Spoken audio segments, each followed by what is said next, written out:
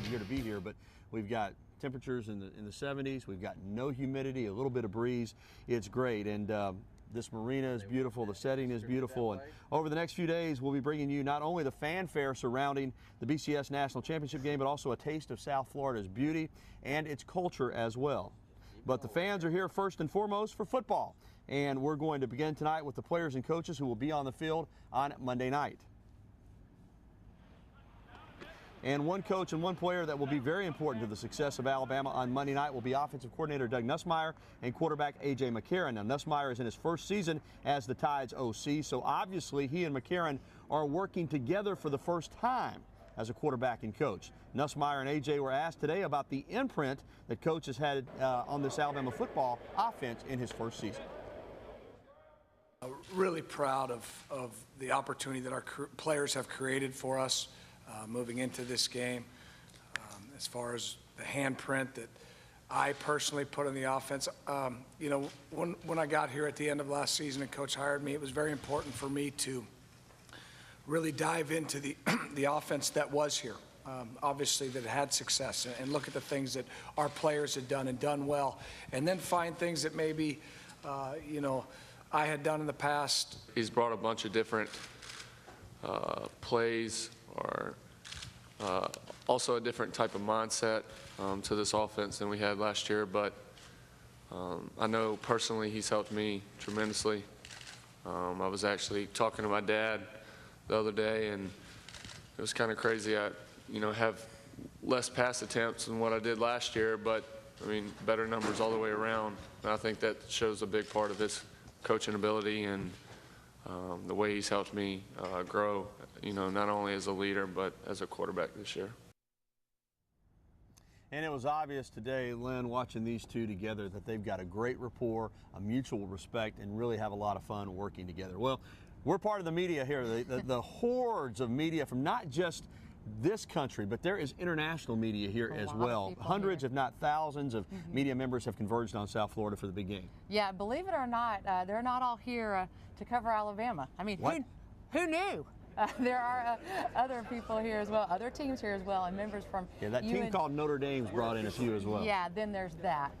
The folks from UND.com drove down from South Bend, Indiana yesterday, and it's the first time these guys have even covered a national championship. You know, we take it for granted a little bit back in Tide country.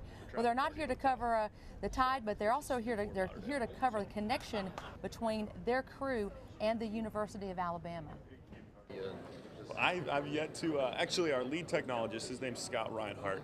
He's an Alabama alum, and he was an athletic trainer under Coach Bryant, and so he's been slowly, you know, priming us for what we're going to run into, and so far about a day and a half we haven't had any problems. So we're looking forward to talking some. You know, we listen to Feinbaum and whatnot, you know, coming down here to kind of pump the brakes a little bit on everything, but so far so good. Well, the Notre Dame fans and Alabama fans have a lot in common because they have plenty of things to do while they're here in South Florida. There's no shortage of activities in this area. Absolutely. And, you know, we're working, but we're trying to enjoy some of the events as well. Sure. And you could stay here for a month and just be a tourist every day and not see everything that there is to do. But while we're busy working, preparing for these newscasts, we've got other people with us that are having an opportunity to kind of get out and see some of the sites and experience some of this culture. That's right. Our own news reporter Travis Leader. I think Travis is actually starting to get a little bit of a suntan too, as well. More like a sunburn, actually. We won't show the legs or anything, but yeah, I think, let's keep that camera high. I think we don't want to scare people.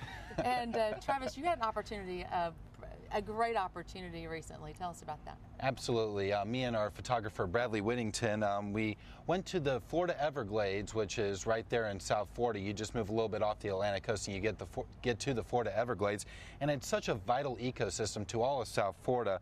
But if you take a little look across that vast landscape, you know, you'll see what nature has to offer. Coopertown is the oldest operating Everglades airboat tour. Owner and Captain Jesse Kennan took us on a ride throughout this vast ecosystem, which is actually a river, not a swamp. Basically, it's very one of a kind. It's actually a freshwater river. It flows roughly about 1 mile per day, so it's very, very shallow. and has a freshwater movement. It's not like a swamp. It's not landlocked, so it doesn't have the smells and the odors. Although Kennan is in the airboat business, he also tries to help preserve this vital environment from pollution. Not only does the Everglades provide water to millions of South Florida residents, it plays a vital role for the hundreds of species which inhabit the area. This is an area where all birds come in, migrate in by the thousands of the year to migrate and have to raise their young and go back out. So if this disappears, then they would have to find a new place to exist, so which means probably your population on birds and some of the other wildlife would actually diminish. The king of the Everglades is the American alligator. This iconic animal is the chief carnivore of the ecosystem. He's basically majorly nocturnal. His basically diet is off of fish, birds, turtles. He'll fish underwater. He'll lay with his mouth open and his tongue works like a trap. You'd be amazed at how close the alligators come to your boat, and while this may be a scare for some, Kennan says they mean no harm. It gives you a quick adrenaline rush to turn around and see an alligator about 2 feet away from you because he's just coming out to check out your curiosity. Thank goodness these are not crocodiles that's in this part here because they're a little bit more aggressive. And kids love going out and seeing the hundreds of creatures that call the Everglades their home. They love to just see in the open grass. They like seeing the animals, and even small children, just 2- and 3-year-olds, enjoy it. And you know, guys, a couple of Native American tribes also inhabited the Florida Everglades at one point, including the Seminole tribe. So it has not only your alligators and your birds and all your bugs, definitely. I got a few mosquitoes down in the Everglades yesterday. We got an adventurer right here. We got to nickname you Indiana Jones or Crocodile Dundee or something like that.